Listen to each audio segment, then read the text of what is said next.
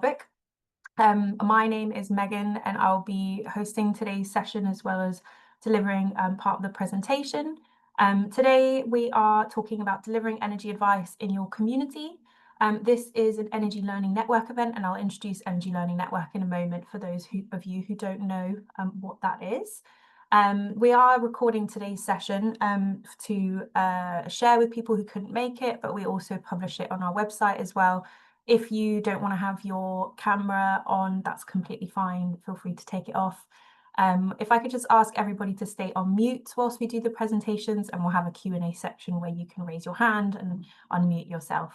But feel free to engage in the chat, ask any questions, say hi, share resources, share your contact details, whatever you want to do to engage with people here today. And hopefully the tech all works and I'll get going. So I'll just introduce who VCSE are and also the Energy Learning Network, and then I will go into talking about why giving energy advice in the community is so important, and examples of types of activities that we see in the sort of community-led advice space, and some considerations if you're thinking about getting involved in this and the sort of support that's available. And then I'm going to hand over to two of our lovely speakers today. So we've got Rhian to talk about their project in North Wales, tackling fuel poverty, and then also Wendy talking about how they've been engaging people on energy in Clevedon, in our patch around Bristol. So yeah, really happy to have those as speakers today. Hopefully we'll set some of the theory stuff that I'll talk about in reality, and give some lived experiences of doing this type of work. We'll have a Q&A as well to ask questions to me, myself, and also Wendy and Rhian, and we'll do a wrap up and close at the end. So a bit about CSE then. So we are an independent national charity. We're based in Bristol. We've been operating for just over 40 years. And if anybody knows the Centre for Alternative Technology in Wales, we were actually born from there and we've had several names over the years. Our main core mission is to support people and organisations across the UK to tackle the climate emergency and end the suffering caused by cold homes. We have a number of projects running at any given time. We have a really large energy advice team that operates in the southwest and some other parts of England. But the team that I work in, and my colleague Lucy, who's here today as well, working as our communities team, and our work is to support the upskilling and capacity building of community groups and organisations to help them respond to the dual climate and energy crises. So a bit about the Energy Learning Network then. So the Energy Learning Network is a lottery funded project that's all about kind of building the capacity of the community energy sector across the UK, helping more groups to launch and grow schemes that help create benefits for local people and decarbonise the grid. And we also help to kind of bring the topic of community energy to a broader audience, helping new entrants to the sector as well. That's a lot of what CSE is doing as part of these webinars. So yeah, through this programme, we hope to bring resources and insights and connections to existing and new community groups acting on energy. It is a partnership project, so CSE is one partner, and we work with the sort of bodies that represent community energy, so Community Energy England, Scotland and Wales, and Action Renewables in Northern Ireland. So hopefully we've got some people from those nations here today that and hopefully can learn from each other across the UK, which is what we aim to do. So I'm going to get started with just providing a context overview of why we should be giving energy advice in the community and why we're delivering this presentation today and why it's so important. So the big reason, and probably something most of you will be aware of on this call, is fuel poverty. But for those who this concept is new to, fuel poverty essentially means is essentially when people cannot afford to adequately heat their homes. The definition of fuel poverty does differ between England and the rest of the UK. However, the National Energy Action estimates, using the definition, that someone is in fuel poverty if they spend 10% or more of their income on energy in order to maintain a comfortable level of warmth, using this definition, they estimate that 6.1 million households are in fuel poverty in the UK. I've seen a lot of different statistics from the government, from different governments in Wales, Scotland, England, and it also depends on the sort of definition. But essentially, it's a big problem in the UK and it's a growing problem. It affects a lot of different people, and it's caused by a number of factors, ranging from household income to expensive payment methods to the current cost of energy to the efficiency or inefficiency of our homes, lack of knowledge and the type of fuel used, and a number of other issues. And the people who tend to be most vulnerable to fuel poverty is people who are on a low income, or older people, or people living with long-term health conditions. A lot of people who live in rural off-gas areas who rely on quite expensive fuel to heat their homes. And although there is an element of lack of knowledge and behaviour around energy use that can cause people to be in fuel poverty, most of the time it's due to systemic issues that are out of households' control that can lead to somebody being in fuel poverty. And we're seeing a lot of that in the past few years, from changes to benefits to the increased market price of energy due to the energy crisis, COVID, loss of jobs, lots and lots of things kind of have led to the situation as it is today. So at CSE, we have, as I mentioned before, a large advice team that support people in fuel poverty or people at risk of fuel poverty. And this image here is useful to illustrate the cycle that we're trying to disrupt with the work that we do and the advice that we give. So people in fuel poverty are often faced with the choice of heating or eating, and some people heat their homes but then go short on food and other essentials or go into debt. So we're looking through our work to tackle the three root causes of fuel poverty, which is high fuel prices, low income and inefficient properties. Whether that's helping people get on cheaper tariffs, seeing if they're eligible for financial support or discounts, or talking to them about how to be more energy efficient in their homes or improve the efficiency of their properties. In terms of the impacts of fuel poverty, there are many. So the big ones are physical health and mental health impacts, because we know that living in a cold home is bad for our physical and mental health. It can do things like raise blood pressure and lead to serious conditions such as strokes, heart attacks and pneumonia, as well as social isolation, sleep deprivation, depression and anxiety.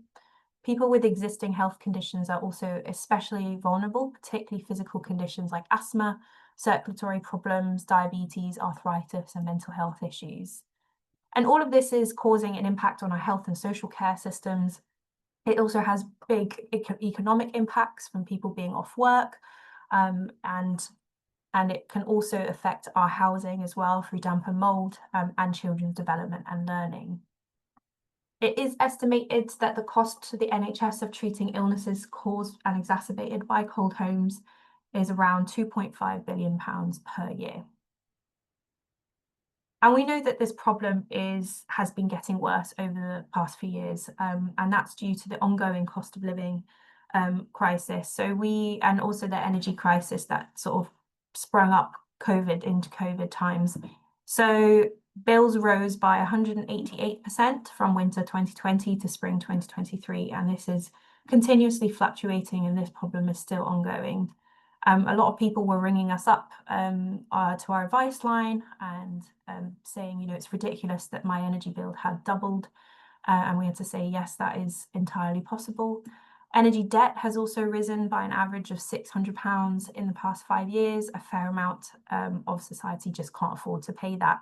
And what we're seeing is a lot of people are just squeezed at both ends, because they have less ability to pay because of the cost of living crisis, but then more to pay because of the higher bills. Half of the people that Citizens Advice help are in negative budget, so they have more to pay for in their bills and essentials every month than they have money coming in. And we also are seeing a lot, the cost of energy has gone down in this time. However, people are still feeling the lag and paying off debts from when it was really, really high. And unfortunately, there's a lot of support out there, which is great, from organisations like us and lots of organisations on the call today, and smaller community groups, as we'll see today as well. But many are slipping through the net and many are not accessing those services for a number of reasons, which we'll explore today as well. So that's the fuel poverty side of things. And I promise we'll get out of the doom and gloom soon. But we also have, as we know, an ongoing climate crisis, and we're seeing this all over the world, the effects of this, and in the UK through floods and heat waves, storms and droughts. And we know that this is happening. The science knows that this is happening because of the greenhouse gas emissions that we're putting into the atmosphere through burning fossil fuels. And in the UK, a large proportion of those greenhouse gas emissions come from our buildings. So the energy that we use to heat and power our residential, commercial and community buildings. So we know that this is a big area that requires addressing if we want to reduce our greenhouse gas emissions. And currently we have one of the most inefficient building stocks in Europe, and this means our buildings are wasting a lot of energy. So to support our UK's decarbonisation efforts, we must improve this to reduce the overall energy demand of our buildings. At the same time, we must install technology as well in our homes to reduce our own reliance on fossil fuels and shift to more renewables and low carbon ways of powering and heating our homes. So this is also a big reason why energy advice is important, is to help people not only out of fuel poverty, but also to help with that decarbonisation effort that we need to do. But it's not all about carbon. So a lot of people that community groups will be speaking to might not be motivated by reducing carbon emissions. And that's definitely the case in lots of places. But there's so many co-benefits of retrofitting our homes, from having cleaner air, cheaper bills and more comfortable buildings. So we know we've got an ongoing cost of living and energy crisis and climate crisis. But we also know that there is a solution, which is to provide energy advice for all.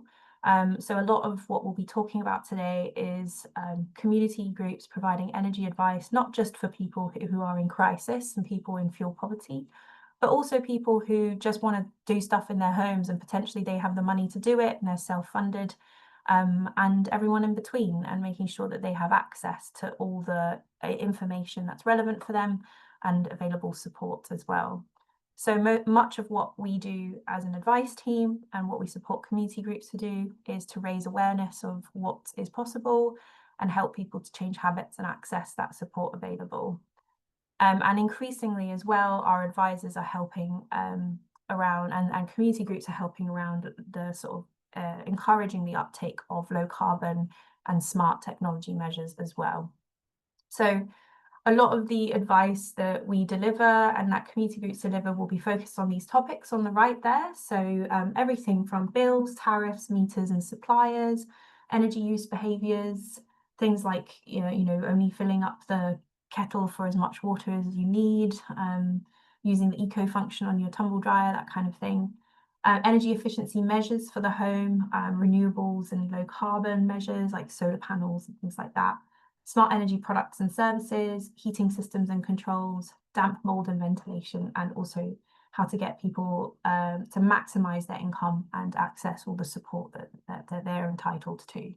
So a lot of our work is sort of focused on that, and a lot of our training is focused on those topics as well. So there's a lot of energy advice out there already from various different organisations, from large ones to government to local authorities to small community groups. But there are also many reasons why people don't engage in energy advice. So one of the things that we see is people may avoid talking about their bills, particularly if they are in a really bad situation, if they're really struggling. They may avoid, for example, when they get letters from their suppliers for fear of what's inside. This can make the situation a lot worse. We also kind of see confirmation bias, where people tend to look for information that confirms what they already believe. So, for example, some people might tell us on our phone lines, I knew my supplier were crooks. It's not to do with my energy usage at all. And this can sort of blind us to other information as well. And this can cause people to have tunnel vision and focus on certain issues or activities, making them blind to sort of other bits of information and ways of doing things. We also come across inertia a fair amount, where people have a general tendency to just stick with their current situation or the default option. Doesn't matter if another option is better for them, it's just easier that way. They may favor information which maintains that status quo and avoids creating a new situation. And sometimes it can be really hard to talk to people about energy due to something that we at CSE call the energy disconnect, when people find it quite hard to connect the wider systemic issues of the cost of living crisis or climate change to our everyday household choices. So for those of you who already work in the energy sector, I'm sure you've kind of come across this before.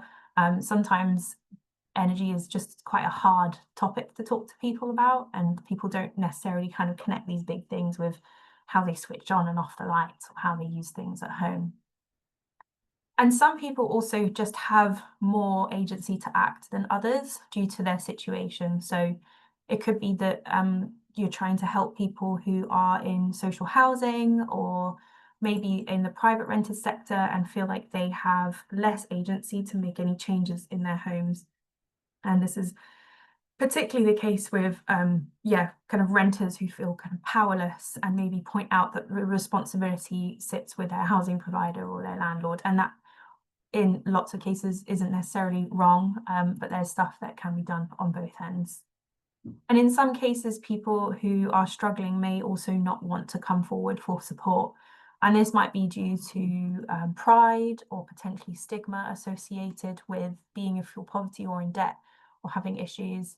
And what's something that we're seeing more and more now in sort of the post-COVID, post-energy crisis world is more and more people have a deep lack of trust in the energy system and suppliers. It makes it quite hard to offer them support. And yeah, that can be really challenging, and it takes time to build that trust with them and let people know that, you know, we are there to help them, and we're not sort of gaming, we're not kind of the system necessarily, we're trying to help them benefit from the system. So going to talk through communities taking action and give a few examples of activities. But first of all, I just wanted to kind of explain why this works so well and why it tackles some of those barriers. So community-led advice is really fantastic because community groups are a trusted local voice. So thinking back at that challenge that we see where people have a lack of trust in the energy system, having a local voice that's advocating for them and supporting them, and it doesn't represent the suppliers or the government, can be, you know, really helpful to ensure that people are getting the information that they need. It's also good to meet communities where they are, so particularly in like rural places as well, where people might not necessarily want to or have the ability to go far to access support. Meeting people where they are in community spaces and supermarkets, libraries, schools, all of that is a really fantastic way to ensure that everyone kind of gets the information that they need and gets the support that they're entitled to. And also, community groups understand their communities, they understand what motivates them, and are able to sort of target their messaging to ensure that their support appeals to different motivations in their communities.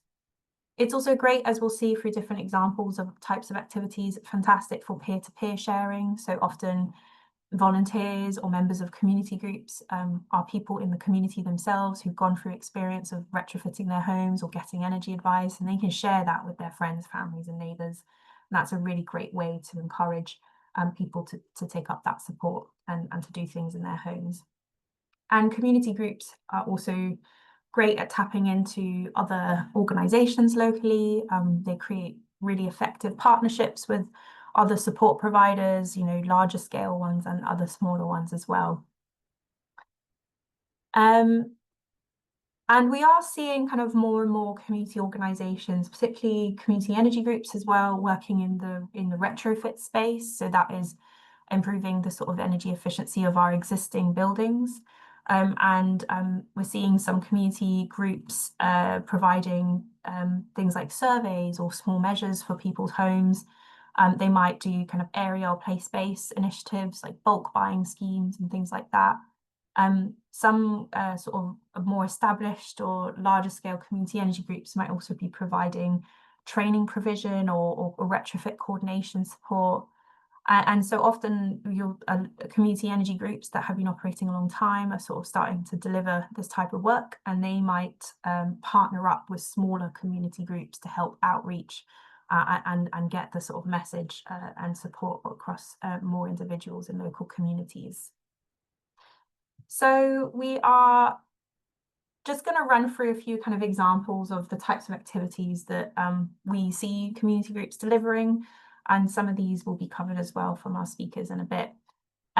So we run, and we've seen community groups run, a number of sort of energy days, which essentially is a great way to bring people together for an event. Sometimes it's sort of focused on a particular topic, like solar PV, for example, or other topics like preparing for warmth this winter. And you might have a lot of different stalls at the event. Some stalls might be local installers, some might be other advice providers who are able to sort of be there and provide information to residents. Something that's worked really well at Energy Days that I've been involved in is having a sort of table or a space where local residents can share their own journeys about what they've done in their home, or the sort of funding they've accessed, and how that's worked for them, or not worked in some cases. It's also a good opportunity to demonstrate some kit, some appliances, or things like, so that picture there at the bottom is lots of sort of energy saving things like slow cookers, induction hobs, and things like that. It's also an opportunity to provide some games and activities. You know, if you're running it on a Saturday and parents want to bring their kids and they want something for the kids to get involved in, we at CSE, and I think some of the community groups we've worked with, have a big energy snakes and ladders kit that we bring along, or we might make some sort of draft proofing snakes. It's also a good opportunity to provide, sort of bring in partners that can provide different aspects of advice at your event. Green Open Homes is a concept that's very similar to neighbourhood art trails. We at CSE have been sort of doing Green Open Homes in various different ways for several years. The concept is that people in the neighbourhood will open up their homes and share their retrofit journeys with others in the neighbourhood. It's really good. It's a really engaging way to get people to see the different aspects of a retrofit journey, but also people are just generally quite nosy and like to go into people's homes. So people kind of do it out of interest, and then maybe they learn some stuff about energy in the process. That sort of peer-to-peer sharing element is really the theory behind why Green Open Homes is so successful, is because people can sort of hear from their neighbours or people like them what they've been doing, and they're more likely to take up similar journeys themselves. In a project that we ran last year, you know, we realised that some people were still in their journeys and wanted to open up their homes, so did things like not yet Green Open Homes. But also, particularly in a post-COVID world, some people did not feel comfortable having lots of people in their homes. So it can be done digitally. You can do videos. You can also bring people to a central community space to maybe present what they've done in their homes and show some pictures and things like that. So yeah, there's many different ways you can go about this. Another activity type that we see a lot of is thermal imaging. So that might be running sort of demonstration events where you could show people in the community how to use thermal imaging cameras, and then, you know, what they can do with the results of that in their homes. So kind of small practical actions like draft proofing and things like that, to maybe getting some grant funding for insulation and other kind of larger measures. We are seeing a lot of loan services cropping up, particularly council-led ones, but community groups also do that as well. I think there was a really big one in North Somerset, and there currently is one happening in the Forest of Dean that we're aware of, where cameras are circulating across community hubs, libraries, schools, for people to loan out for a period, use in their own homes and bring back. And something that community groups could help with is they could be a host site hosting a camera. They could help with promoting. They could run kind of demonstration events. That's a really good way to get people involved. People really like thermal imaging cameras because they provide a really visual way to see heat loss in the home, but also just as a good conversation starter as well. So like bringing the cameras to an event and sort of showing how it works engages lots of people, and young people like it as well because it's techie and it looks cool. And yeah, so I think if that's something you're interested in, definitely take a look at some of the examples out there of people doing it already. And oh, another thing is running energy cafes or drop-ins. So these are essentially informal sessions where people can just come up to either like a pop-up location that you've set up in local community spaces, or maybe it's something a bit more regular where you've got like a table at a library every Saturday or a supermarket. And the good thing about having it as a sort of regular space is that people might then sort of come back with their bills or tell their friends, and through word of mouth, you get more and more people attending that. It's also, again, like the energy days, you can bring in kind of practical activities and games. You can bring in some partners to help deliver the advice and the support. So yeah, this is a really sort of popular way to get people talking about energy in like a comfortable place that is close to them. And finally, sort of more practical workshops you can run as standalone events, or you can bring into sort of an energy day or energy cafe. Some things that we've run in the past are things like slow cooker workshops to show people the benefits of slow cooking and how you can save energy for that, but also create, it's also got a sort of that food element and that nutrition element if you're supporting people with that. You can get people to kind of see what you're making in the slow cooker, then they can come back afterwards and get some free food. DIY draft proofing snakes as well. You can really easily make a draft proofing snake from some tights and some craft stuff and some stuffing. And it's a great way to get people talking about energy in a comfortable and fun space. And it helps to build new skills as well. So these are all kind of workshops that we've done in the past, and we've worked with community groups to deliver as well. So in terms of what to consider and the sort of support available if you're thinking about getting into energy advice.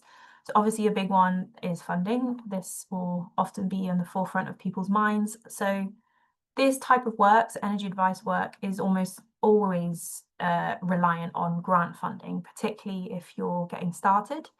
So we've seen grant funding for energy advice support coming from district network operators or gas distribution networks. In fact, CSE run some programs on behalf of those organisations to help fund community groups delivering energy advice. But also local authorities, the net zero hubs, and other funders like Voluntary as well.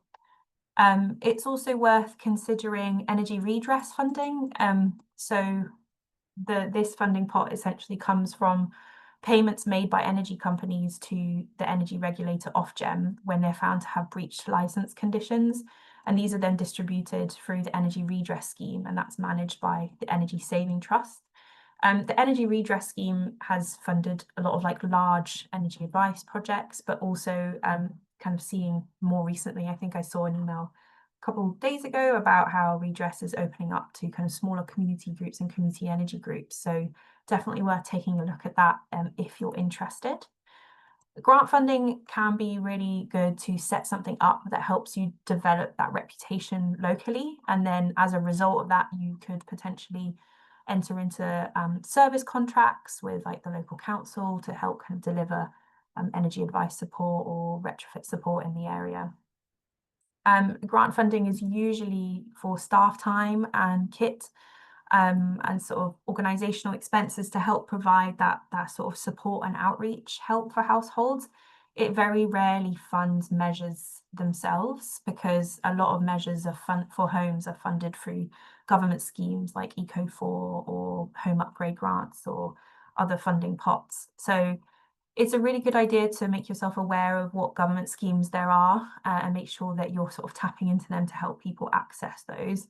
But other sort of large scale energy advice providers that potentially work with the government or for the government or otherwise might access those funding pots, and you can work with them to help make sure that people are getting referred to them. So organisations like Home Energy Scotland in Scotland or Nest in Wales are kind of good to tap into.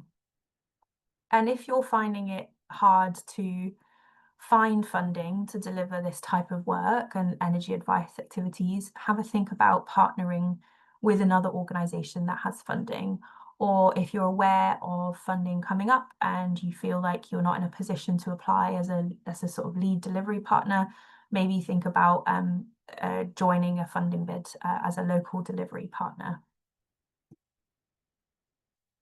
Another sort of big consideration is insurance and credibility. So often I'll see a lot of community groups having this as a sort of big fear or barrier, is sort of having the sort of credibility to give advice in the community and the insurance. So first of all, I think it's worth noting the difference between advice and information. So if you are a small organization just getting started, it might be better to frame the support that you're offering as the provision of information and signposting, and working a lot with other advice providers, helping signpost and refer people to them, rather than kind of setting up a full a professional advice service yourself. So being aware of the support available for people to get energy advice and helping them access it is a really important role that lots of community groups can play. If you're looking to develop an advice service, you may want to look into getting the right insurance. It might be that as an organisation you already have that insurance, which is great. But so things like professional indemnity insurance will protect your organisation if you're offering professional advice services against claims by clients or customers for negligence or bad advice.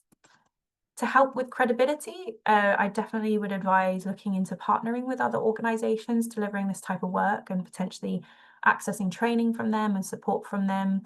Accredited training as well is a good idea if you can access that. And we'll show some examples of some training that's available that we know of. Obviously, there's lots of people on the call today that also deliver this type of work. So if you're aware of training that exists and you want to share anything in the chat, please do. But yeah, so it's a good idea to work with partners to say, for example, we've worked with VCSE to help us deliver this work, or other organisations. Another thing to consider is secure data collection or data processing, because when you start to give support around energy or you're developing a more professional advice service, you're most likely going to start collecting data from people, and sometimes even potentially sensitive data about their homes or their circumstances like health or income and things like that. So it's good practice to start developing a strong data collection habits that adhere to GDPR regulations. So most of you probably know what this is, but GDPR stands for General Data Protection Regulation. It's been put in place to give individuals control over their personal data. And having good practice around data collection and processing and storing and all of that is important to protect people's privacy, but also it helps to build trust.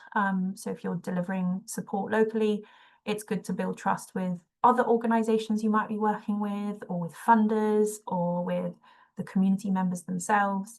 And it also helps you to avoid penalties if you kind of go against regulations.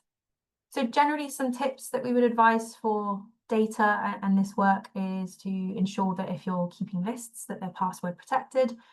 One of the big issues that we see in this space is, you'll have lots of volunteers that are holding people's data in random lists and paper everywhere. And so that's not great, because if you encounter somebody who says, well, I don't want you to hold my data anymore, you don't actually have visibility of where that's saved. So having a central database or a list that people can access where you keep people's information is important. There's also, think about the platform that you're using. So some platforms hold data outside of the UK and the EU, when might not be GDPR compliant. There's a lot of really great CRM tools out there for energy advice work that we see community energy groups and community groups using. So I've popped a few links there. So the Fairer Warmth app, Nook, which is a new one, and Airtable as well. And again, if anybody on the call has other ones that they use or other systems, please do share. In terms of training, I just wanted to flag CSE now have a CPD certified domestic energy advice training course that we deliver, and our next session is on the 3rd of December. So not too late to sign up to that one. We deliver it a mix of online. I think the next one it might be online, but every quarter we do one online and then in person, online and in person. We're also in the process of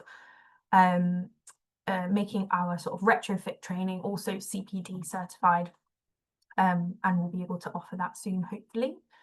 But also National Energy Action have a range of courses and they have some funded places for non-profits. So here's just a few ones that we've put in that screenshot. So a lot of us all at CSE, we do the Energy Awareness Level 3 course.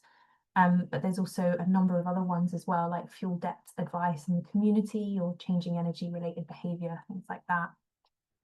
If you're interested in getting involved in retrofit and supporting people in retrofit, particularly in older or heritage buildings, the Tyree Centre is a great organisation that provides training on this. And again, a lot of our retrofit team starting to do that training too. And really rate that organisation. So take a look at that. And I'm sure there are many others and people might share some in the chat as well. And just to note quickly that there's a lot of things to consider when you start supporting vulnerable households. So from just like a policy perspective and upskilling your staff, making sure you've got a safeguarding policy and making sure that people are trained up in safeguarding is important. But also just thinking about the well-being of your volunteers and your staff as well, because this can really take a toll on advisors and volunteers. And something that CSE has increasingly been trying to do is build into our sort of funding bids when we apply for funding for this work, time to ensure the well-being of our staff. So whether that's through kind of buddy systems or mentoring internally, taking time to sort of recoup from advice calls, things like that. And there's a lot of sort of supportive networks out there, it's like forums, that might be local ones that you're aware of organisations providing support for vulnerable households, whether that's energy or other support. And sometimes if you're delivering a project as part of a grant funding scheme, there might be sort of networks you can join through those schemes. NEA, so National Energy Action, they have fuel poverty forums as well. And just to also flag that we haven't launched it formally yet, but CSE is going to be piloting a support network for advisors across England and Wales this coming winter, with the hope for us to kind of expand on that next year. But yeah, we'll share information when we have some more on that front. And finally, I just wanted to sort of, flag, if you are a community group, you're not a community energy group, it's a good idea to sort of see who are the community energy groups in your area, see if they're delivering this type of work, see if you can partner with them. It might be that they need some support for outreach and promotion. It might be that you can join them on funding proposals and funding bids, just generally reaching out to them to connect as well. They might have access to sort of training and resources too that would help you. So Community Energy England have a map on their website, which you can go and have a look at, but also Local Energy Scotland have a map too. And you can kind of use filters to find ones near you, or you can just Google your area name and community energy and sort of see what comes up. Not all community energy groups will be delivering energy advice or retrofit support. Some of them focus more on kind of solar farms and wind turbines and things like that, but some might, and there might be one close to you. Great, I am done with that section. So I'm actually a bit ahead of time, but if Leanne is there and able to join, I can pass over to you. Good morning, Borja. Hi, thank you. So I'm going to hand over to Rianne, and I'm going to try to say this right, from Drefwerth, which is a community-based organisation tackling poverty in North Wales. And Rianne is going to talk about the type of work that they've been doing to help people in fuel poverty and with energy support. So take it away. So slide 1, please. So my name is Rianne Williams. I am the Wellbeing Project Manager for the Dref Werdd, a third sector organisation in North Wales, funded mainly by the lottery and partially by Gwynedd Council. We have been around for about 12 years. I've been working with them for about 6. Next slide, please. So Blaen y Ffestiniog is a quarry town up in the mountains of North Wales. And is high on the Welsh Index of Deprivation, with a lot of stone-built houses. The Dref Werdd has 2 sides, the environmental side and the wellbeing side, that support each other and co-work together. The wellbeing hub derived organically from the environmental side, realising that you could not get volunteers to help outside if they were without food, warmth, and a roof over their heads. So using the Maslow's hierarchy of need, we knew that assuring benefits, food bank, fuel vouchers was the only way to help people from the ground up. We have a log bank that volunteers can go to get the logs ready for winter because half the town is off mains gas and need a lot of support. We also help with DAF grants for gas bottles and oil. A large proportion of the houses have prepayment and old electric meters, and we also help with getting Eco4 grants for eligible households or the NEATH grants. All the staff have gone through free NEA training to do with fuel bills, etc., and have worked as energy wardens before moving on and taking that work to help with the well-being of the community. We are also a part of North Wales Fuel Poverty Scheme, which meet up every quarter to discuss new findings and exchange ideas. Slide 3. At the hub, we have a bulb exchange. We give out shower timers, warm packs, which include a water bottle, blanket, hat, scarf, gloves, and travel mug. And also during the year, we have volunteers in craft wellbeing sessions that create the snakes, the draft excluders. We have a community fridge and freezer, which means that people are always able to get free food, which helps with the bills at home. We are also co-working on a project to pilot a scheme retrofitting a whole street in the nearby village and trying to create a community network heating scheme.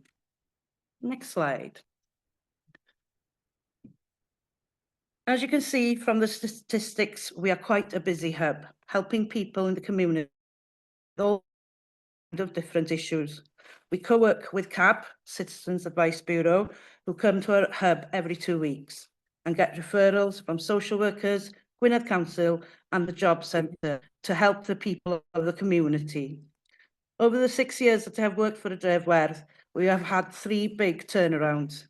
We helped save £7,000 off one electric bill, old meter, all estimated, and £9,000 back pay on the benefits for a woman that was in a wheelchair and in private property and found her a new home.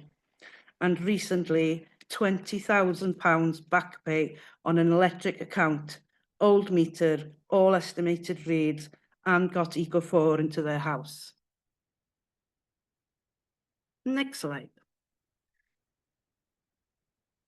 Our aim is to get the community to empower themselves, to gain better well-being and create a better community, working together to create well-being sessions, learning new skills and create happy people. We are well-being in nature providers, getting people socially prescribed for outdoor activities. Next slide. We also cater for indoor activities, which neither could happen without helping the community with all things bills and benefits. After creating pop-ups for energy advice over the years, we have developed a relationship with the community and they all know who to contact with help for energy bills and other problems. One quote we had was, "I came in for a cauliflower and went home with a new boiler." And the last slide. Thank you very much for listening. Diolch yn fawr iawn. Thank you so much. That's a really, really good quote. I hope you have that on your website. Should be. Amazing. Thank you for sharing that. We will have time for questions, and I've seen that the chat has been alive as well. So we'll get to those. But yeah, thank you, Leanne, especially if you're feeling poorly today. That was really fantastic for you to come and share that. Great work. So I'm going to hand over to our next speaker. We are definitely ahead of time. That's good because it'll leave more time for discussion and questions. But Wendy, are you okay to speak about your work? So Wendy Clegg is here from Sustainable Cleveland, which was a group I believe that my colleagues worked with and supported through one of our old kind of retrofit engagement projects, and is going to be talking about what they've been doing in Cleveland to help people with energy. So yeah, over to you. Lovely. Can I have slide one, please, Megan? Hi, everybody. I'm from Sustainable Cleveland. We were formed in 2010 and we're now a charity. We work with other local groups, councils and the Transition Network. Our main events are a Green Shift Festival, which we started 2 years ago. That's a mixture of music, films, discussion and community involvement. We also run a monthly farmers market stall, and we go and pick apples and go wassailing in our local community cider orchard. We had a fantastic bumper crop this year. We also do monthly green drinks with local speakers and discussion, and we run green open gardens and homes, and we do walks and talks. So that's us. These are pictures from our very first Green Open Homes event, which we run just over 10 years ago in the summer of 2014. Apart from looking at green open homes, we also included gardens. We self-funded all this, but we did use the Bristol Green Open Homes templates to do the event. We had 5 homes. We looked at solar, some insulation, some solar thermal, compost bins, water butts, immersion heaters, thick curtains, thermostatic valves, radiator foil. The footfall of the people coming was a real mixture of house and garden interested people. Next picture, please. This was our next event, this time last year, so 10 years after the first one. We had 7 properties this time over 2 days, very mixed ages of houses from 1920s up to 2020s, and we used some of our CSE grants to fund the publicity. Gosh, how things have changed.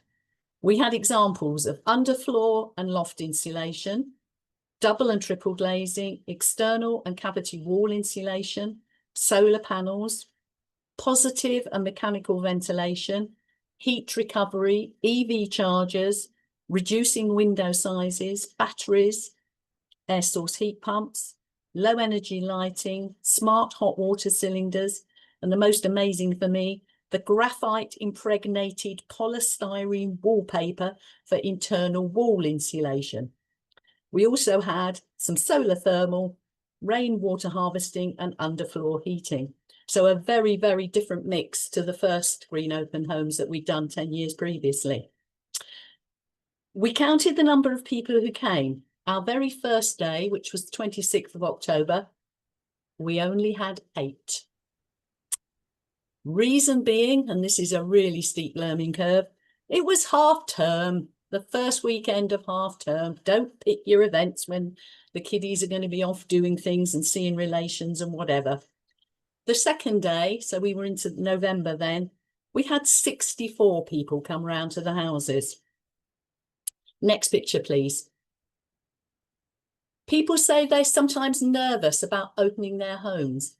There are alternatives if you are. You don't have to open your home. Sometimes, like our house, there's nothing to see. But you can put the information up inside your garage or outside in a gazebo.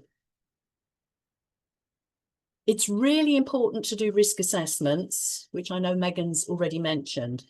You have trip hazards, you have slippery paths, you have headroom problems that you as a householder don't notice, but you obviously need to check those before you open your homes to the public. Insurance, really important. You need public liability.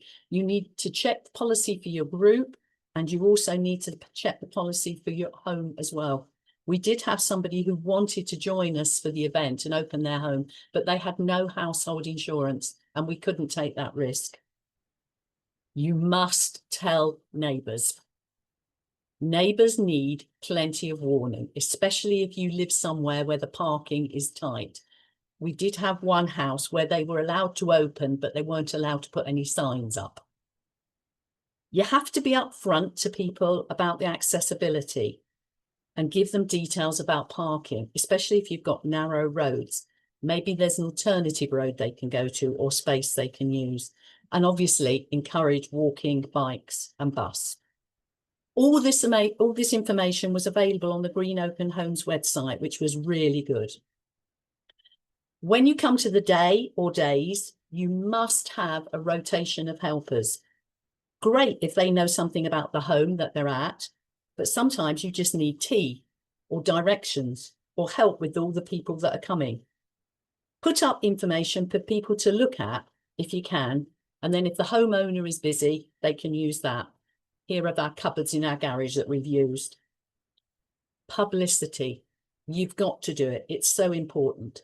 We used the farmers market, local papers, Facebook, posters around the town, leaflets around the town, the Green Open Homes website, and obviously social media, totally necessary, repeat and repeat. Following the Green Open Homes event, we asked all the householders to come together and give us a feedback. This was really important for future planning. We found out that the public were interested in air source heat pumps. Some of them had never seen them before or heard about them. And we also found very local information that was really useful is if you're going to put one in Clevedon, you need marine weatherproof covers to avoid future rusting. Who knew? We also found the public were interested in ventilation. The public generally are not aware of the need for ventilation in homes, especially when undertaking energy-saving works. Really important. They also wanted to know about batteries, rainwater harvesting, running costs, and technical information. If possible, you could get the different householders to go and visit all the Green Open Homes that are open for an event, because then you can recommend different places to go to. But you also learn things as well. As a householder, we did, when we went round to one of the homes in 2014, we found that we could use our solar panels to heat our hot water tank directly, which was brilliant. Cluster your Green Open Homes together. You get better footfall. If people want to come, but they can't make the official open days, maybe you need another alternative for them, but check you're covered by insurance. One of the best things that came out of the whole event was posters. It's really difficult sometimes to put up posters to show people you're open, but we've all got wheelie bins. So stick your posters on the wheelie bins, put them out, and then people can find out where you are. Sometimes energy equipment is difficult to learn about, so we do say to everybody, if you're going to have things put in, ask questions, loads of questions when the equipment is fitted. And the Green Open Homes people may not have all the information. We had good feedback from what we did because we used the VCSE feedback forms for both days. And the public generally were interested to see real life installation and get all the information. Next picture, please. So what to do next? We still had a bit of grant money left. We knew that not everybody could get to our Green Open Homes. Some people had been working, some people would just be daunted. So we thought we'd pick the Thursday market. It's the centre of town of Clevedon, and people meet there quite regularly. And it would also give us access to a different range of people. So the beginning of this year, January, February, March, coldest time of the year, but probably the most effective, we put up our stall, here it is. And what we were trying to do was find cost-effective changes for the public. We gave away draft proofing and insulating material. We gave away heavy-duty window plastic. We've got many houses in Clevedon that have very large Victorian and Georgian windows. We gave away letterbox covers, door strips, radiator foil, window and door draft proofing. Most of these items cost between £3 and £10, and we bought them from a local independent shop, so we were supporting them as well. We also, as you can see on the picture there, promoted free home surveys that were being run by the local Zero Carbon North Somerset. And they're the people with funding as well to do that, but also more expertise. And we had about 15 people take up that with them. Our main aim was to get people talking about draft proofing and insulation, thinking about what they could do rather than somebody else fixing the problem. We also wanted to change people's views on insulation, because small steps can have an impact. And if people realise that, then they would perhaps think about other things that could be worth doing. We had to listen to people carefully, because they did have complex needs, and try to help. And we knew that we couldn't solve all the problems. One particular person we had to buy a dehumidifier for, because we could sense that their mould problems really were drastic. We had great feedback from the stall.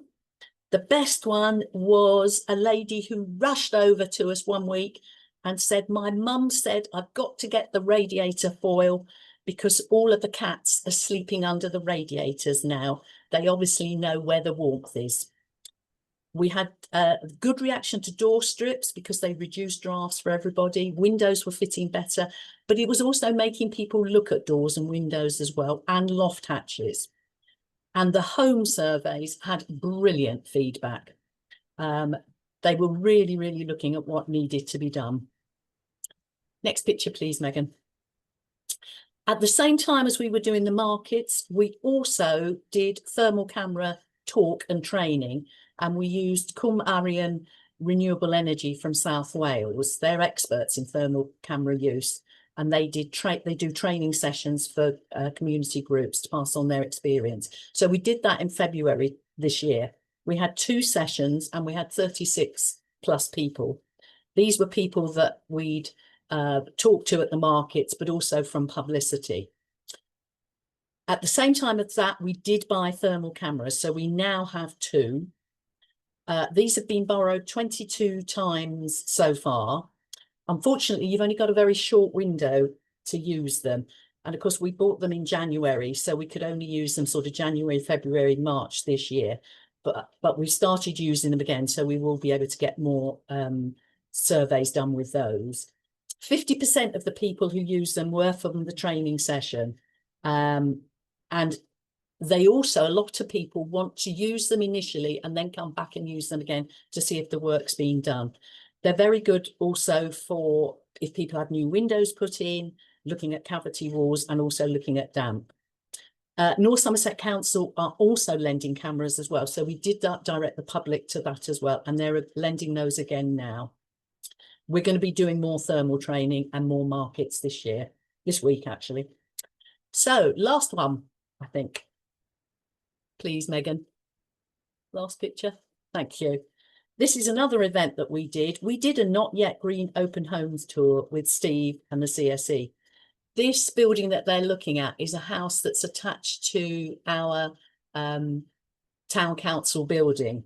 It's a 2-bedroom Victorian cottage, 1861, grade 2 listed. And a lot of the buildings in Clevedon are Victorian, Georgian, and that was the reason for this event, was to get people to come in and look at how you approach work on a house, especially an old house. We've got some ideas for the future. We have done energy fairs with stalls, and I think we'll be doing that again. We found that having solar and air source heat pumps in was really good. They weren't trying to sell, they were just giving people information. We also used the CSE. We had energy surveys. We had fantastic local volunteer who is brilliant at working out how to seal your gaps on Georgian windows. And we did have free raffles. And we had a singing group who marched from the town centre to the venue and got loads of other people to come in. We would love to do a pop-up shop centrally, which is perhaps something we'll think about. We did look at taking a gazebo with information into Tesco or Lidl or Asda or Aldi car parks, but that was really complicated. So I think we'll have to rethink that one. And my final thing is, some people take a lot longer to get there. They don't get it when you first talk to them about energy and saving. You just have to keep plugging away at it. We've got friends who poo-pooed the idea of solar and insulation for years. They now have just had a whole lot done. So it's worth keep going. Thank you, Megan. Thanks, Wendy. That's really, really amazing. And nice to see a lot of the stuff I mentioned in my presentation in action in both your presentations. So that's great. We didn't plan that. Cool. So I'm actually just going to stop sharing my screen for now, and we'll go into Q&A. I have seen the little red bubble pop up in the chat thing for ages. So maybe yeah, Lucy, if there's any questions that have come up in the chat that you can let us know about. Yeah. Yeah, I'll just go over the ones that perhaps for Wendy first, because there were just a few specific ones. Yeah. So there was a question about the polystyrene wallpaper. Isn't it vapor impermeable? And did you take other measures alongside? Don't know whether Right, the thermal paper we didn't use. It was in one of the other green open homes. The reason they used it was because it was on a very long wall, and the wall was, I've got to try and think now, I think it was northeast facing. So they put insulation on the outside, but they also wanted to put something on the inside. And it is totally amazing. As far as I know, yes, moisture and stuff goes through. I don't think there's any problem with that. But you can look it up as well. It is easily available. It's not cheap, but if you've got one sort of long bit of wall to do, it's quite useful. Yeah, and the other one was who ran the thermal imaging training? Right, it is CWM, CWM, separate word, Arian, ARIAN, renewable energy from South Wales. Okay. I can pass on the details to Megan. I haven't got them to hand, but I can pass that would them be to great. Megan. Thank you. Yeah. And then there was a general question about from Claire Divine Transition Black Isle. Does anyone know of any funding to buy thermal cameras and training in Scotland? Don't know if anyone who's in the audience might be able to answer that one. I don't know specific funding pots in Scotland, but I definitely get in touch with maybe some community energy groups up in Scotland. So I'm getting maybe in touch with Community Energy Scotland as well. And seeing, you know, you can join them as a member. You can then join their network of community energy groups. They might know some funding sources. Local Energy Scotland maybe as well, but they kind of deal in sort of big funding programs more so. But potentially also Home Energy Scotland might have some ideas. Trying to think, Changeworks as well. Changeworks is an organisation a bit like CSE that operates in Scotland as well. So I think the best thing to do is to go to the sort of large bodies that operate in this space and ask them, and they might have some funding pages as well. And I know from experience of community groups in England and Wales, like the sort of pots of money that you can get for things like thermal imaging cameras really varies. Sometimes it's pots from the council, sometimes it's pots from charitable trusts that sort of funnel down through organisations like CSE, and so it's worth just sort of networking with other organisations to see if they've been able to tap into anything. Hopefully that's helpful. And it looks like Juliet from Community Energy Scotland has put their contact details in the chat, which is fantastic. Thank you. Yeah, there were quite a few questions about funding, wanting to know if there's a website source that lists all funding opportunities. Unfortunately, it's not all in one place. That would be great, but we've looked and looked, and you tend to have to go to several sources. Yeah. I have put in the last slide, I have put a few links of like CSE's funding page. Yeah. Energy England, so I can't put all the links to all the funding pages, but generally, again, organisations like us or community energy membership bodies might have funding pages that you can go into. The tricky thing is keeping them updated because there's funding that comes and goes all the time. Yeah, we did put together a resource for earlier in the year for the Energy Learning Network of funding websites, I think. So Yeah. I can dig that out and circulate that as Yeah, well. we did run a funding webinar on Yeah. in the year. We can circulate that as a resource. Yeah. Okay. A couple people put some other stuff in the chat as well. Yeah, if you're in Scotland, SCVO's Funding Scotland website, there's a link in the chat for that. Someone asked about the Next Energy Redress Scheme, when does that open? And luckily we have Lewis here from the Energy Redress Scheme, so he's responded saying that round 14 is scheduled to open in November, and all organisations registered with the scheme will be notified by email when it opens, and the application window is about 4 weeks. And then we have a question from Carmen. How can community groups play a stronger role to protect people from distressing bad retrofit experiences and systemic issues, e.g. the botched Eco4 insulation?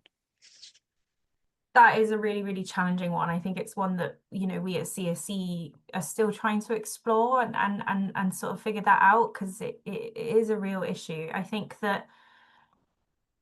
definitely think that there's a lot of strength in sort of building a bit of a supportive network of organizations that are delivering in this space, to sort of identify like who are particularly the installers that are doing the botched jobs, what are the challenges there. I think also just like listening to people and not sort of just saying, yes, go and get this installation and work with this installer. Something that we at CSE try to do is we try to not steer people towards specific installers, but we definitely give the tools for people to help them feel a bit more empowered about asking the right questions and checking the right accreditations and things like that. I can see, Wendy, you're nodding. I don't know if you've got experience of this, obviously kind of working in this space, that you might want to share. Yeah, we have the same problem. People always say to us, can you recommend somebody? And we can't. I mean, you know, the liabilities are too big. You know, we obviously signpost people to CSE and saying, go and have a look at all the information, come and talk to us again. But we don't ever recommend anybody. It's too risky. You just can't do it, unfortunately. Yeah, I think it's still a really like big discussion point in the sector, and we need to keep talking about it, really. Okay, I can see lots of new things coming into the chat. There was one question, an interesting one. Does anyone have any info they can share on insurance for green homes events? Wendy, do you want to answer that one? Yeah, our insurance, we had to go back to our insurance provider, but it wasn't a problem as long as you were following the sort of laid down ideas where you were making sure that doors were locked, things were closed, whatever, and you'd done a risk assessment. I think that's one of the most important things. If you can prove you've done a risk assessment and you've actually got a written one to show people, then you've done your bit. And that was what we felt was the most important thing. So that's all I can recommend. And just tell your insurance company what you're doing, always. Okay. Just looking back through, Christina asks, has anyone had any experience giving information to renters, and any reflections on what messages or events have worked particularly well for social or private tenants? Yeah, so this is definitely a big area for our advice work, because we support a lot of renters, and we run a big advice project for Bristol City Council tenants as well. I think the big thing is focusing on like the small practical things that people can do without repercussions. So often installing things like draft proofing strips or replacing light bulbs is like small actions that people can take. And also making people aware of their rights as renters. So particularly in the private sector, there's something called the minimum energy efficiency standards, which essentially regulates landlords by saying that they can't rent their properties if they're rated an E or below. And I think that that is going to be improving in the future to a higher rating. And so there are actual fines for landlords who don't comply with this. CSE do have a webpage on MEES and advice for renters that you could go and look to for some support there. I think as well, if there's like a lot of renters that are complaining, or there are a particular housing association or the council properties where a lot of people are coming to you with issues, you can collect that evidence and go to the council with those problems and report that. And there's also lots of organisations that support renters and landlords and stuff that you can report things to as well and deal with kind of housing. So yeah, I think it's making people aware of the small things that they can do, the practical things they can do, but also their rights as renters. And there is some funding that is for social housing. So some social housing providers will have access to social housing decarbonisation fund, although I think it might be called something different now. And so if you look that up on the government website, you'll get a list of all the housing providers that have that funding. So sometimes it's good to be aware of whether a big housing provider in your local area is planning to do works and notifying people about that, or getting people to engage with their housing provider on that front. Yes, I think those like are the main things I would say. And also what some people don't understand is that their eligibility for things like eco-funding is actually based off the tenant, not the landlord. So if somebody is living in a property and they are eligible for funding, they might think that they can't access that, but actually they can. And it's definitely a case of engaging the landlord, particularly if it's in the landlord's interest, like they're accessing essentially funding to improve the efficiency of their property, potentially avoiding fines as well. So making people aware of that is definitely really key. And in some cases, unfortunately, we do see people who are just really scared of the repercussions of saying anything to their landlords. So obviously, those situations do need to be dealt with carefully. And if there's any support you can get from like Citizens Advice and others, it's definitely good to make use of those services. I think I've covered a lot there, but yes, hopefully that's a lot of information. Yeah, thanks, Megan. I've just spotted another question to do with the green open homes. So perhaps this one for Wendy again. Sarah's asking, do the homeowners need specific insurance for green open homes? No, again, they just need to tell their insurance company that they're doing it, but also do the risk assessment, because you've got proof that you thought about it. And the Green Open Homes website was really good. You could print out different bits to put on different bits of the house so that you were warning people when they came in where the obstacles and where the problems were. So yeah. Okay, thank you. Can I also just say you were talking about the renting, the CSE leaflet we give out to renters. If renters come to our market stall, we give them that leaflet, and we've had very, very good feedback from that.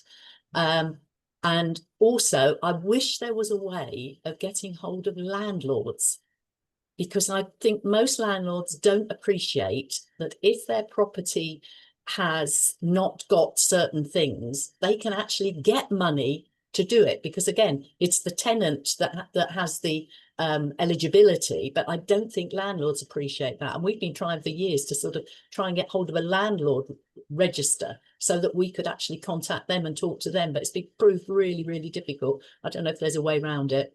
Yeah, that's quite hard. And also the other problem with the sort of minimum energy efficiency standards is that they're there, but councils are under resourced to actually sort of do the monitoring and the and the support of landlords. So I think a good role for a community group would be to maybe work with an energy advice organisation, or an organisation like CSE, and maybe sort of host an event for landlords. So rather than sort of going to individual landlords, and also that might feel quite antagonistic as well, potentially, if there's sort of bad landlords around, and it might be a bit awkward. But if you were to host an event which is like for the benefit of landlords, like find out what you can do and how you can comply to these regulations and the funding you can access, and then sort of host an event like that.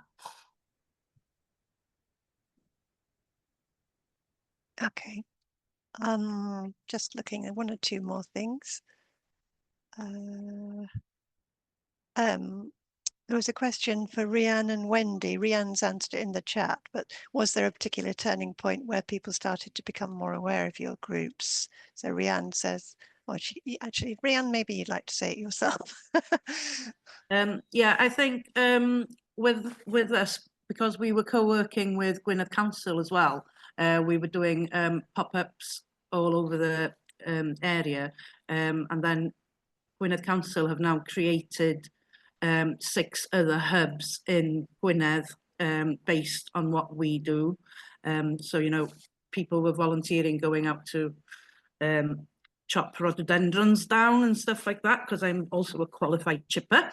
But because people weren't able to go out because they were cold or they were homeless, or, you know, that's how we grew organically from the community. The community basically told us, we need help with this. This is what we need help with. So between Facebook and word of mouth in this area is amazing. Allegedly, we own loads of places in the area, but we don't own anything. We just rent like everybody else. But word of mouth in this area is amazing. And because we're quite an isolated place, it's quite a strong community. So people talk to each other on the buses and everything. If you give a fuel voucher out in the morning, oh, you'll have about another 10 people coming in the afternoon that want a fuel voucher as well. So that's how we've grown organically, really. Mm-hmm. Wendy? Yes, I think actually doing the markets last January, managed to pull bits together. You know, we've done lots of other little bits and pieces at different times in the year, but seeing people walking through the market, and also we have a little booklet that comes round once a month, and we make sure that we get at least one item in there about what we're doing, if not 2 items. Every month we do tree planting. We managed to get enough funds to give away trees as well. So we've managed to plant, I think, something like 10,000 trees around Cleveland as well, or something, in the last 3 or 4 years. So, you know, lots of things happening. Great. Okay. Do we have time? We Time have for another one? probably one more question. One more. Yeah. Okay. So how would people encourage local authorities to support and get involved? Sorry, can you repeat that, Lucy? How would, oh, I've lost the question now. It's just moved off my screen. How would people encourage someone about local authorities to get involved? Yeah. I mean, I think, again, tricky, but there's such a wide difference with local authorities and their level of engagement. I think that definitely, like, if you start to deliver something locally and you're getting that feedback from the community and you're showing the impact, that definitely helps to build trust and reputation with local authorities. And that whole thing that if you can get some grant funding to help you set something up and do something great, and then show what that's done, local authorities are more likely to sort of, you know, involve you or tune into you or potentially fund you in the future. But it does take time, definitely. And yeah, I think somebody mentioned like doing talks to parish councils in the chat just now, like parish and town and community councils is also another level of government you can engage with, and potentially in some places could help fund some of that work as well. Not all lower tier councils have that kind of funding, but I definitely think it's just about visibility, isn't it? It's about building reputation and visibility. I don't know, Wendy and Rhiann, if you guys have any experiences with your councils, local authorities. Yeah, we're heavily involved with Gwynedd Council because they've taken our hub and shared it across all the area. And Mailer, who used to work for us, is now working for Gwynedd Council, so he makes sure that he's fighting away, trying to get as much help as possible. But we're also very lucky that we have Mabon ap Gwynfor from the Senedd, and he's comes up quite often and helps us to promote what we do and try and get some core funding. We've got another 2 years left of our funding, and just we get a little bit from Gwynedd Council, but it's a struggle to carry on. And Wendy, what about you with I guess you've got Clevedon Town Council and then also North Somerset? Yeah, North Somerset are very good at promoting green things. So, i.e. with the cameras, also, letting the public know about these free energy surveys and things. So we do get help from them. The town council varies. It depends who's on there. But we are, we try to work with them. Sometimes it's more trying than others, I tell you. But yeah, we do try. We do try. Great. Okay. Well, thank you. And thanks to the speakers. And yeah, thanks to a very alive chat. I've seen a few people asking if we're going to share the chat. We can definitely share the chat. It looks like that's probably a good idea since so many links have been shared in there. So I'm just going to share my screen again and we'll wrap up today's session. So, great. Hopefully you can all see that. Okay. So really, I think I was trying to think of so many takeaways, but really key takeaways is communities are incredibly well placed to deliver this type of work, I believe. I think it's shown through the speakers that that is also the case. There's a range of activities that you could deliver at community level, and it might be that you start off with something really small and you grow from there. And you don't have to sort of, I guess, try not to be overwhelmed by setting up a whole advice project from the get-go. It's little things that really make a difference. And yeah, partnering with existing advice organisations or just organisations in the energy space for credibility and funding is a really helpful way to go about things as well. I did mention that we would, and there's already links in the chat that we could add to this, but a few kind of resources. So CSE have a community retrofit guide, which we popped a link to there. If you're interested in this type of work, it kind of talks a bit about green open homes and the role of community groups in this space. Something that might be helpful for community organisations, particularly organisations that are not in the energy space. One thing that we run, my team runs, is a funding programme on behalf of SGN, who is the gas network provider in Scotland and Southern England.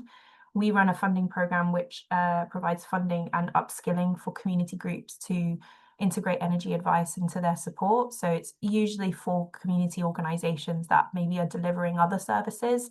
Might be mental health services, might be food poverty services, things like that, to help them embed energy advice in the work that they do. We're currently not open for funding, but we will likely open next year. And we are, so also if there are any Scottish-based organisations, that's potentially a route for funding for you. We're also hoping to expand this to other parts of the country as well, working with other gas network providers. We have a funding page, which you can take a look at. We update that every 6 months, so there might be some stuff that's out of date there, but hopefully a good sort of starting point. We have a couple guides as well on things like running draft proofing workshops and energy cafe events I've linked to there. Community Energy England have a page on energy efficiency and fuel poverty if you want to take a look at that. And we've also got a report on the role of non-profit organisations in retrofit services. So a real hodgepodge of resources here, but it's a good starting point. There's so much more, and some that have been shared in the chat, so we'll definitely share the chat as well. But if you are wanting to continue some of these conversations, we are running a reflection and networking session on this topic on the Tuesday, 2nd of December, 10:30 to 12, same time as this session. Please do come along. It's a good opportunity so it's a month from today, so it's a good opportunity to kind of reflect on what you've taken away from today, come back, ask some more questions, meet other people in this working in the space. Maybe hopefully Wendy and Diane can join us and answer some more questions there. But also we are running another webinar as part of the Energy Learning Network on the 18th of November in a few weeks' time, where we'll be hearing from an organisation that has set up like a sort of community sustainability hub. So think like in a shopping street, a sort of place where people can come for advice around sustainability. And they've sort of created a blueprint model for that and want to encourage others to do it and can provide the support for setting those up. So Parissa is going to be speaking about that on the 18th of November. And yeah, before you head off today, if you could just take a moment to fill out our feedback form. So there's a QR code there, and there's I think a link that Lucy's going to pop in the chat too, if you've not already. So yeah, really big thank you for joining today. It's great to see this is such a popular topic, and it's a really important part to play for community organisations. So really grateful for your time, and grateful for Wendy and Rianne's time as well. So yeah, thank you everyone, and I hope you have a good rest of your week. Feel free to stick around and use the QR code there to do our feedback form. Otherwise, yeah, free to go. Thank you so much.